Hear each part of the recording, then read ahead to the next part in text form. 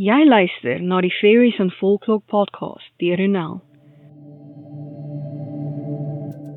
Ek is donker fantasieskrywer Ronel Janse van Vieren, met meer as 'n dekade van rondsniffel in stowwerige volkskindeboeke, om wesens van verbeelding wat my nuuskierigheid aangewakker het na te vors, is ek hier om die volkskunde in 'n neutedop te deel, en hoe ek dit herverbeel het vir my skryfwerk in 'n oorsprong van die vee.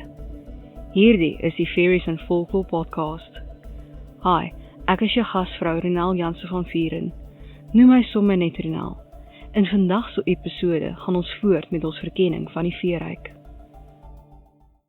Hierdie episode is geborg deur my boek Eens, Verhale, Mythes en Legendes van Fairy, beskikbaar in meeste formate.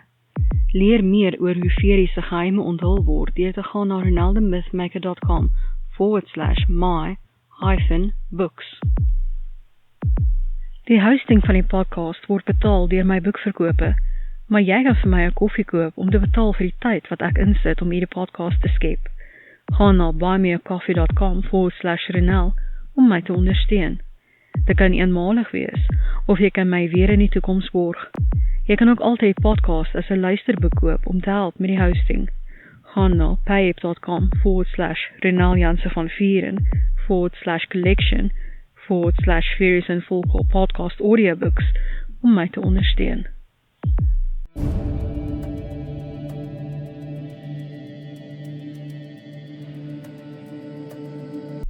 Ons gaan voort met ons verkenning van watervee.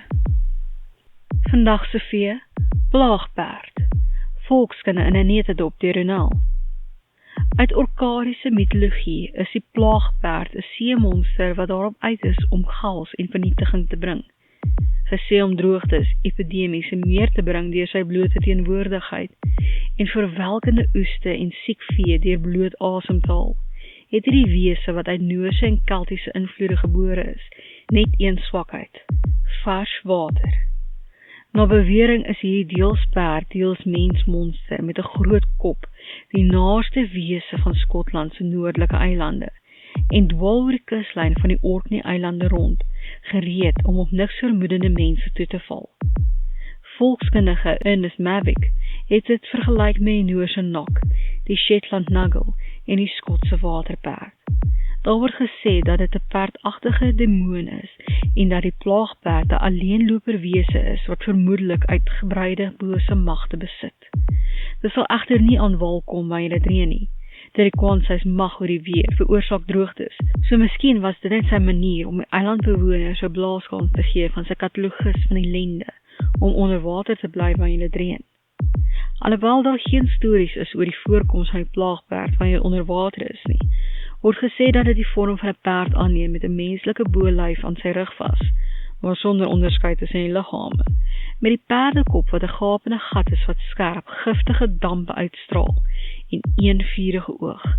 Die liggaam is sonder vel wat swart bloed deur geel are vertoon, sy seeningagtige spiere wat met elke beweging wriemel, en die menslike arms wat aan die grond strek wanneer hy op land is.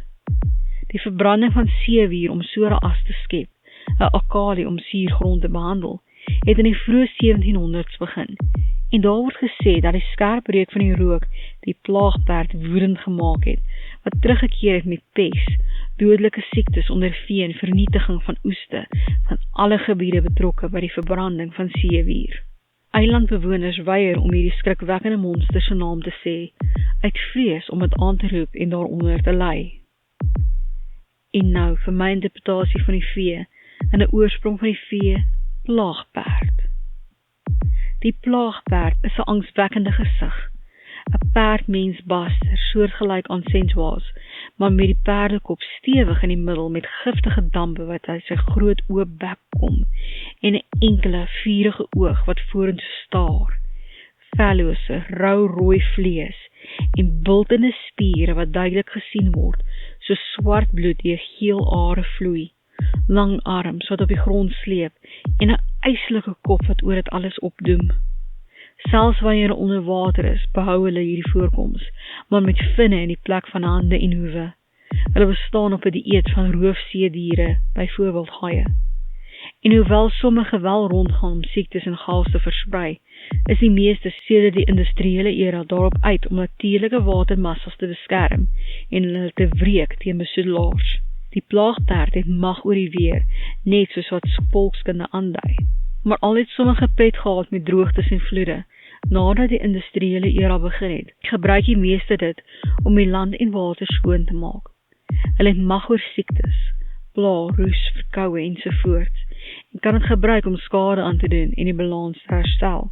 Byvoorbeeld, te veel mense om onderhou te word deur die plaaslike ekosisteem, sal die natuurlike orde doodmaak, so die plaagperd verwyder die oortollige bevolking. Alhoewel alleenlopers van aard en alleenlopervee, verkies hulle die donkerhof en sal hulle in lyn met die donker konings in tye van onrus. As 'n klein bonusie, kom ons kyk na die vertaling van plaagperd na Engels. Nikolavi.